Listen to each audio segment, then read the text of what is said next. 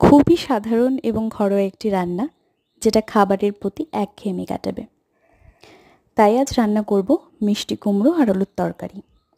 সবসময় মাছ মাংস খেতে ভালো লাগে না, তাই মাঝে মধ্যে কিছু সবজি এরকমভাবে রান্না করলে মুখের স্বাদটাই চেঞ্জ হয়ে যায়। তাই কুমড়ো আর আলু ডুমো ডুমো করে কেটে নিলাম। এবার কড়াইতে একটু তেল দিয়ে সে আলুগুলো ভেজে নিলাম। তাতে পরিমাণ মতো নুন এবং হলুদ দিলাম। আলুগুলো যখন প্রায় ভাজা ভাজা হয়ে যাবে, তাতে কুমড়োগুলো দিয়ে দেব। তাতে পরিমাণ মতো নুন আর হলুদ দিয়ে কুমড়োগুলো ভেজে নেব। এই রান্নাটা খুব তাড়াতাড়ি হয়ে যায়, খুব বেশি সময় লাগে না, খুবই কম মশলায় রান্না হয়ে যায়, খুব বেশি মশলাও লাগে না। আর সবজি খাওয়া তো আমাদের ভালোই, তো কিছু সবজি যদি এরকমভাবে রান্না করা যায় তাহলে খুবই ভালো লাগবে। আমার কাছে তো খুবই ভালো লাগে। আপনারাও সবাই করে দেখবেন কেমন লাগে।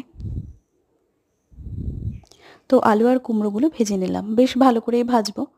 ভাজা হয়ে গেলে এবার খুব বেশি মশলা না, আমি তো আগেই বলেছিলাম, তাই কয়েক কোয়া রসুন এবং কিছু কাঁচা লঙ্কা বেটে নিয়েছি। তাতে একটু নুন আর হলুদ দিয়ে মিক্সড করে নেব। মিক্সড হয়ে গেলে এবার কড়াইতে একটু তেল দিয়ে তাতে কালো জিরে ফোড়ন দেব। ফোড়ন দিয়ে সেই বেটে রাখা মশলাটা দিয়ে কষিয়ে নেব।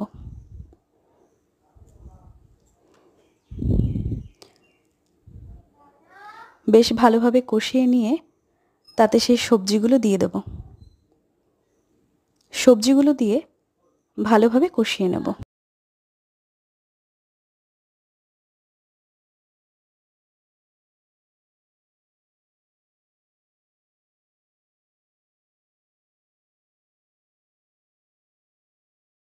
এই রেসিপিটা খুব তাড়াতাড়ি রান্না হয়ে যায়, খুব বেশি সময় লাগে না।